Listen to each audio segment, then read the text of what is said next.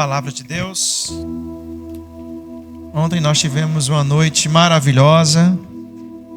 Tivemos o primeiro momento de celebração da Rede dos Casais. Foi maravilhoso, sim ou não? Amém. Foi uma bênção, né? Foi uma bênção. Glória a Deus. 1 Samuel capítulo 17.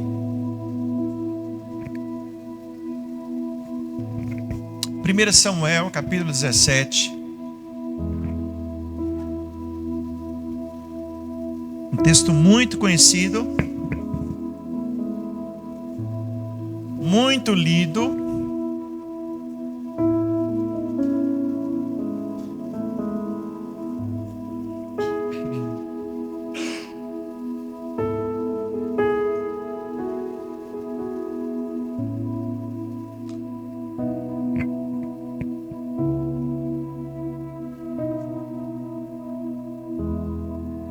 Eu queria ler o versículo 26 e queria ler o versículo 47. Que diz assim: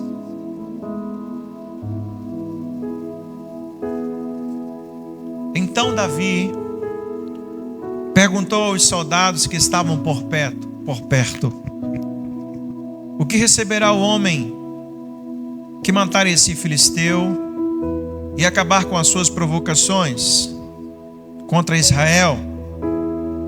Afinal de contas, quem é esse filisteu incircunciso para desafiar o exército do Deus vivo?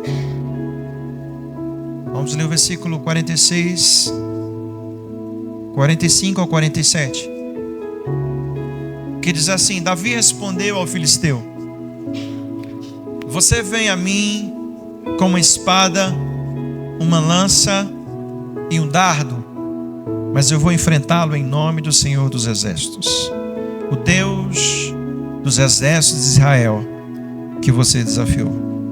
Hoje o Senhor entregará você em minhas mãos, e eu o matarei e cortarei a sua cabeça. Então darei aos cadáveres de seus homens, às aves e aos animais selvagens, e o mundo todo saberá que há Deus em Israel. E todos que aqui estão reunidos saberão que o Senhor salva o seu povo, mas não com espada nem com lança. A batalha é do Senhor, e Ele entregará a vocês em nossas mãos. Amém? Vamos curvar a nossa fronte. Pai, obrigado por esse texto. Obrigado, Deus, por essa palavra. Que o Senhor nos capacite, que o Senhor nos dê, Senhor Deus, a habilidade necessária para transmitir a Tua palavra, para transmitir, Senhor Deus, o que o Senhor tem falado, dito, o que o Senhor quer de nós, o seu povo. Senhor, que essa palavra possa ser uma semente, Deus, que ache terra fértil nos corações, para que possa, Deus, multiplicar, para que possa, Deus, edificar a vida dos teus filhos. Obrigado por esse domingo especial, em nome de Jesus Cristo. Amém. A palavra hoje é: dê nomes ao inimigo. Olha para o seu irmão e diga assim: dê nomes ao inimigo. Essa semana eu estava com algumas lutas, e eu estava dirigindo, e o Espírito Santo estava orando, estava meio aperreado, frustrado com algumas coisas, e aí o Espírito Santo disse: dê nome ao inimigo. Sabe, eu chamei o problema pelo nome. E quando eu chamei o problema pelo nome, irmãos, parece que veio uma abertura de visão, sabe? Veio uma unção para que eu pudesse ver várias situações e como resolvê-las. Não é? E por isso que nós estamos falando sobre isso hoje. Deus, Ele quer fazer você ver que as circunstâncias que envolvem a sua vida parecem muito mais do que são. Parecem muito mais do que são. É sabido, irmãos, que nós enfrentamos guerras diárias. É sabido que gigantes se levantam nas nossas vidas. Sim ou não? Desafios financeiros, pessoais, emocionais, espirituais. E de quebra, ainda tem um monte de gente maligna que intenta contra as nossas vidas. Seja por calúnias, difamação, seja até por trabalhos de magia negra. De fato, nós vivemos em guerra. Você vive em guerra. E é sabido que o nosso inimigo, ele tem poder. Nós entendemos e aprendemos isso muito claramente no livro de Daniel, quando tem que vir o arcanjo Miguel para resistir ao próprio Satanás. É sabido que o nosso inimigo tem poder. É sabido que as trevas, elas têm capacidade para nos ofender. Mas também é sabido que eles não podem tocar em você. É sabido que eles não podem nem sequer aproximar de você. Onde está isso, pastor? Lá no livro de Jó, o próprio Lúcifer, o maioral dos maiorais, reclamando contra Deus, como um pincher brabo. Aqueles pincher,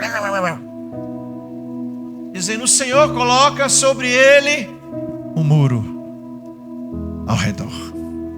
Como eu vou fazer alguma coisa? Isso é o próprio diabo falando. O diabo chega para ele, se inviste. Deus chega para ele, se inviste, meu servo Jó, reto, bom e fiel. Aí ele diz: também tem um muro ao redor da sua volta. Em outras palavras, tem um muro que eu não posso chegar, não posso passar. Eu não tenho força suficiente para passar desse muro. Olhe para o seu irmão e diga assim: tem um muro à sua volta. É por isso que ele não pode tocar em você. É por isso que ele não pode te matar. É por isso que ele não pode. Ele tem poder para fazer mal? Tem. Ele jogou doença sobre Jó. Ele destruiu a família de Jó. Ele destruiu as finanças de Jó. Porque Deus permitiu que ele passasse pelo muro. Porque se assim não fosse, ele não poderia. Há um muro de proteção na sua vida, irmãos. E a única forma de esse muro de passar por esse muro, é Deus permitindo para que haja uma provação na sua vida. Segundo, é quando de dentro para fora você o fragiliza. De que forma? Com iniquidade. Porque o diabo quer achar brechas. Quais são as brechas que o diabo acha? Iniquidade. Então as duas formas de o diabo avançar contra os meus muros é Deus permitindo por causa de uma provação, que não é muitas, talvez raras vezes isso, mas na maioria das vezes uma iniquidade que nós cometemos e abrimos brecha para que o diabo entre em nossas vidas e baguncem. Mas ainda assim, ainda que ele entre, ainda que ele bagunce, há um limite imposto por Deus. Porque foi assim na vida de Jó. Mexe, mas na vida não tocarás. Diga assim: Deus é Deus. E o fato é, o que adianta o diabo ser um brutamonte em poder, se a sua força não pode nos atingir? O que adianta ter músculos? O que adianta ter força física se contra nós não tem utilidade? Há um muro em sua volta. Por mais que o diabo tenha poder, ele nem sequer consegue fazer cócegas nesse muro. Porque é um muro feito, construído, estabelecido por Deus. Diga amém. Brinque um pouquinho, toque assim no muro. Toque aí no muro assim, ó. Eita, meu muro é lisinho aqui, é bonito. Tem um porcelanato bacana, né? Glória a Deus. Há um muro ao redor de você. E o diabo ele não pode transpor. Sabe, mas o diabo ele não é bobo. Se ele sabe que força física não pode utilizar, ele usa de outros meios, de outros artifícios. Quais, pastor? São vários. Insatisfação, distração. E aquele que eu quero falar nessa noite, início de noite de hoje, intimidação. Intimidação. E eu gostaria de falar sobre isso hoje. Você sabia que intimidação é uma estratégia de guerra milenar? Por exemplo, a Guerra Fria foi uma guerra viva, mas as armas foram armas de intimidação. Eu tenho uma bomba maior, eu tenho um exército maior, a minha bomba atômica é maior. E a Guerra Fria foi uma guerra de intimidação, um intimidando o outro. Eu vou na lua primeiro, eu faço isso acontecer primeiro. É uma guerra de intimidação. Hoje no Estado de Israel, há uma guerra de intimidação. Os iranianos mandaram bombas, drones para intimidar. Até porque não foram, na maioria das vezes, efetivos. Porque eles mesmos disseram que iam mandar. E aí Israel responde com uma tentativa de intimidar. Intimidação é uma guerra, faz parte da guerra, faz parte da estratégia espiritual. Pastor, e qual é o foco da intimidação? Para que eles fazem isso? Para causar pânico e fazer com que você não possa reagir. Por isso que nós cantamos: não somos escravos do medo, eu sou filho de Deus. O inimigo não é bobo, e ele usa muito essa arma, muito. Porque nós intimidados negociamos a nossa fé, nós intimidados negociamos as nossas primícias, nós intimidados negociamos os nossos valores. É muito mais fácil cair em iniquidade, abrir brechas no muro para que o diabo possa entrar e bagunçar com as nossas vidas. Intimidação é uma arma espiritual poderosíssima, mas extremamente frágil. Extremamente frágil. Por quê? Só basta você dar nomes. Quem é o seu problema? E quem é o seu Deus? E a intimidação vira de cabeça para baixo. Vira de cabeça para baixo. Diga amém. E eu quero passar sobre esse texto, capítulo 17. A Bíblia diz que estava havendo uma guerra entre Israel e os filisteus. Isso era uma guerra secular, milenar, desde que Israel, na pessoa de Moisés e Josué, invadiram a terra de Canaã e tomaram daqueles povos. Os povos filisteus nunca foram vencidos. Séculos guerreando contra Israel, séculos, nunca ninguém ganhou dos filisteus. Eles eram muito armados, eles trabalhavam muito bem o ferro, eles tinham carros de guerra, eram numerosos, eram valentes. Apenas no reinado de Davi, séculos de guerra chegaram ao fim, porque Davi venceu os filisteus.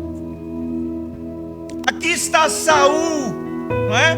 Aqui está ainda a guerra secular dos filisteus. E a Bíblia diz que os filisteus ficaram em uma colina, os israelitas ficaram em outra colina, e ficaram intimidando um ao outro. Por quê? Porque entre os dois havia um vale, e quem descesse no vale seria coberto de flechas. Quem descesse no vale primeiro morreria. Em outras palavras, havia um muro naquele vale, onde força física não valeria nada. Porque se os filisteus descem, eles morrem debaixo de flecha.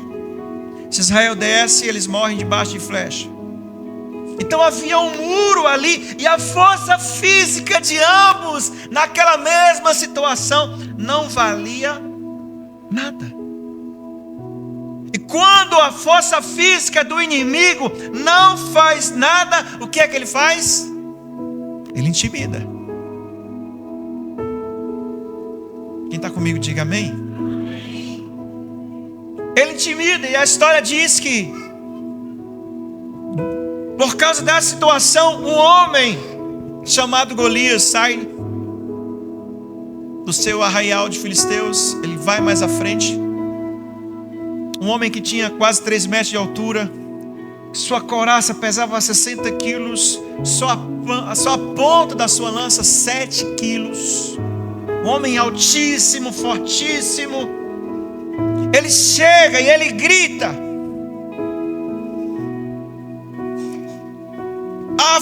afronta o exército de Israel e diz assim: ei, para que lutarmos?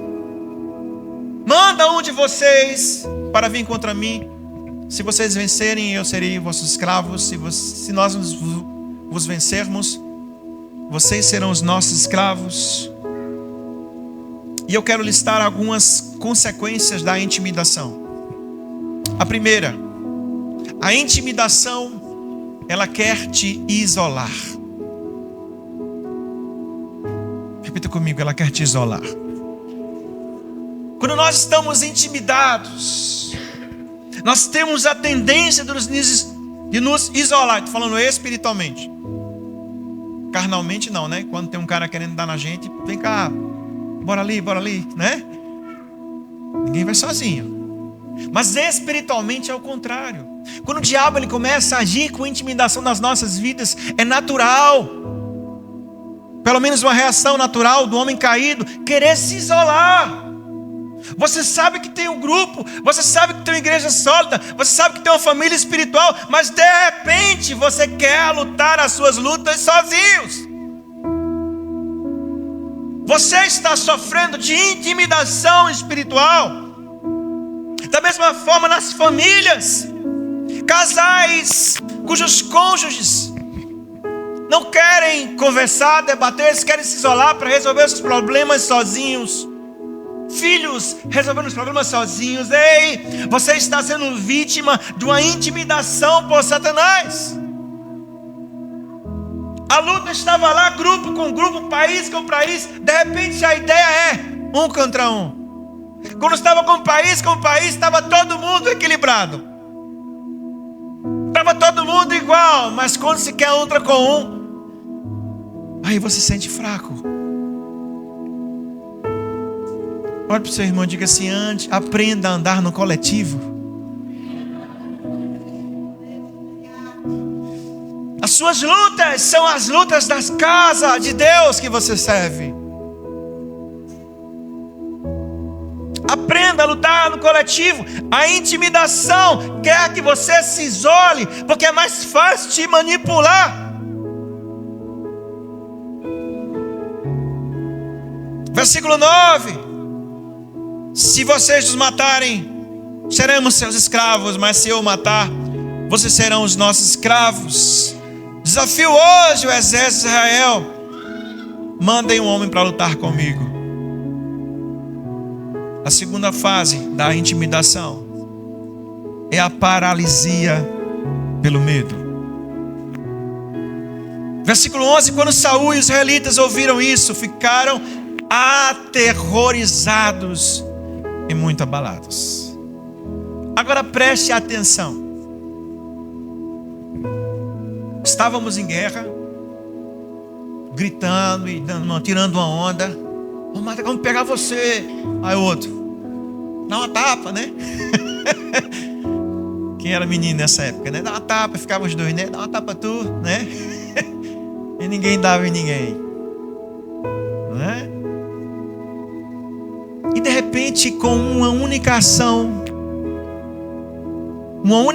de um homem apenas, todo Israel fica apavorado, todo Israel fica abalado, Bem, quem disse que teria que aceitar aquilo? Quem disse que eu aceitaria ir para o X1 com algum? Em nenhum momento Israel aceitou. E por que o seu ânimo se abalou? E por que suas emoções foram frustradas? Intimidação. Intimidação para te paralisar.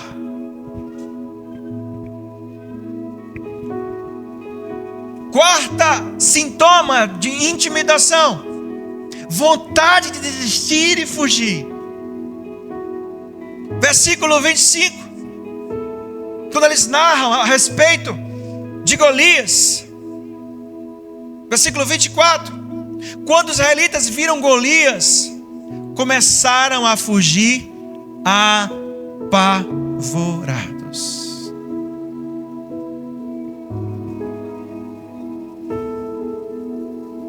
Quinto, consequência de intimidação: fazer você negociar valores.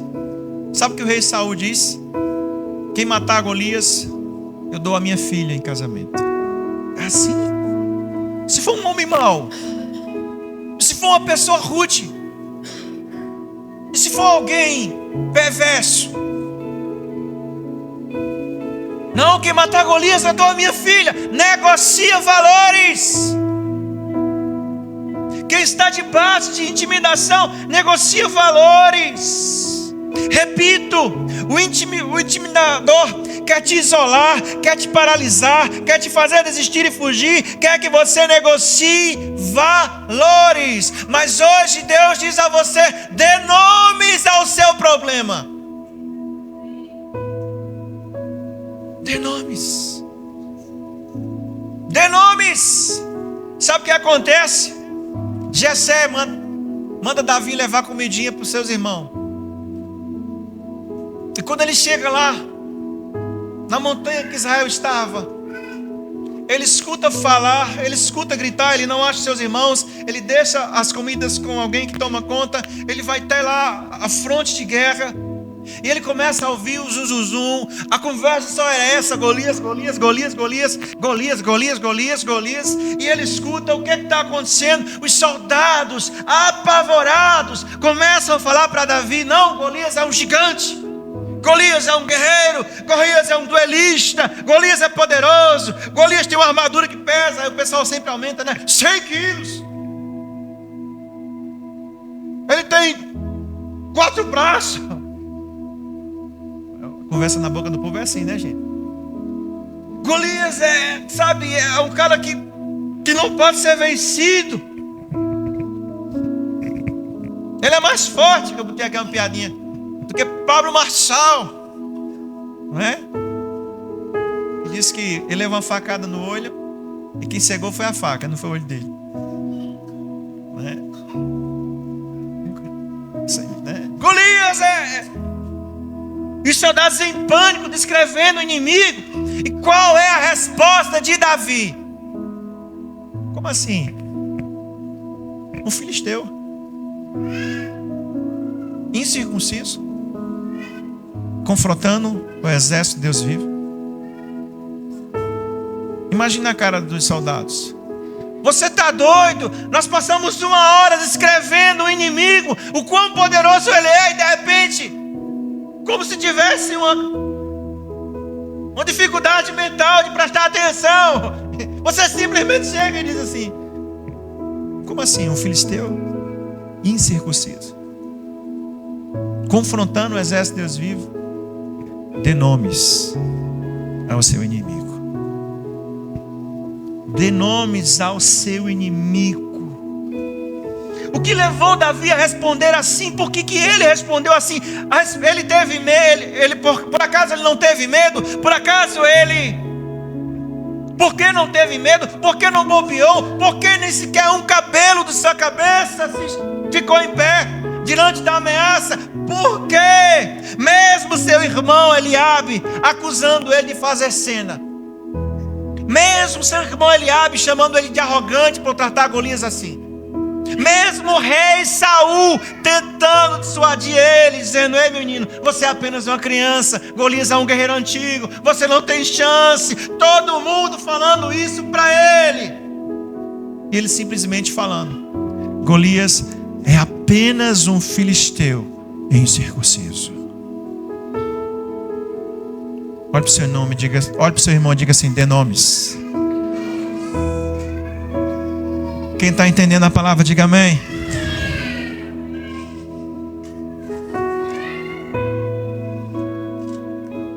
O que Davi fez?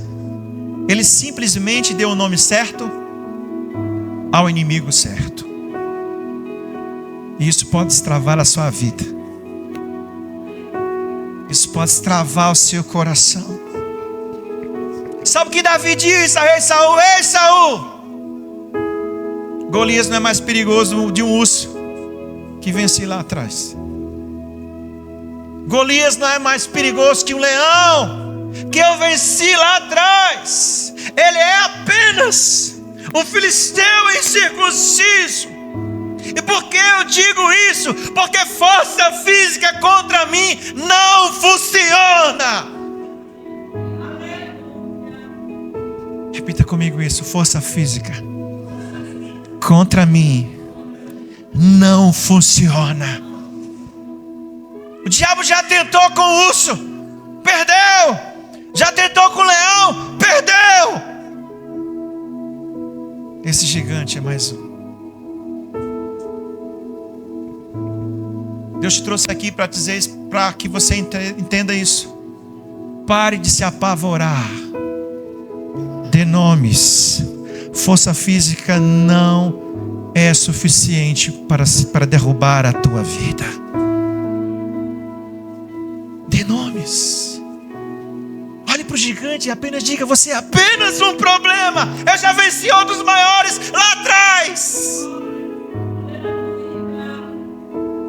Eu venci problemas lá atrás que também eram força física. Por isso eu repito: força física não funciona contra nós, porque nós temos um muro.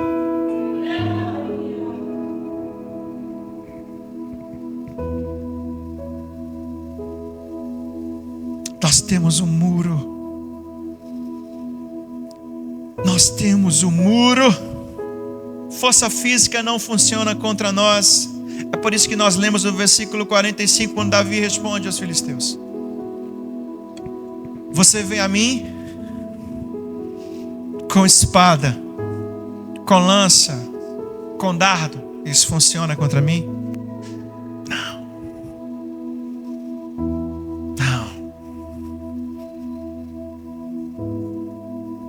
Não funciona.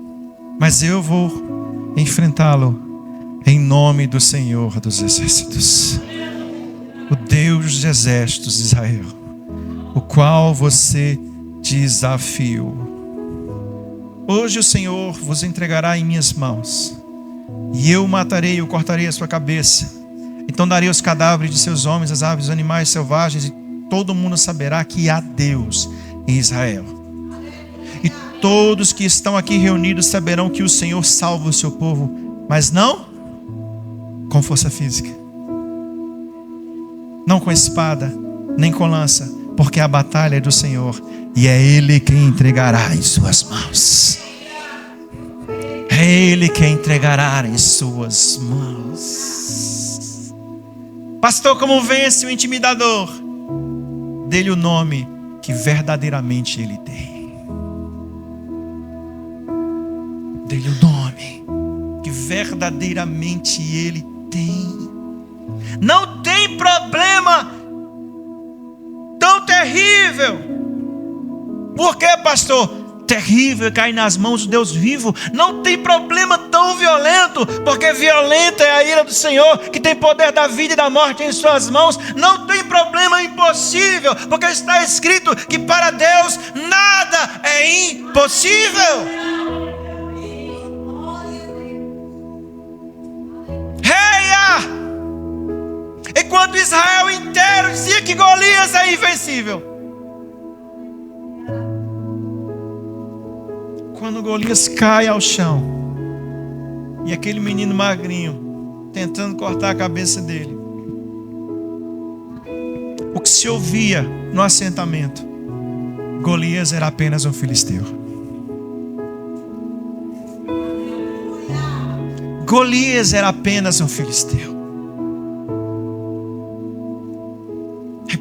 Repita comigo: Golias era apenas um filisteu incircunciso.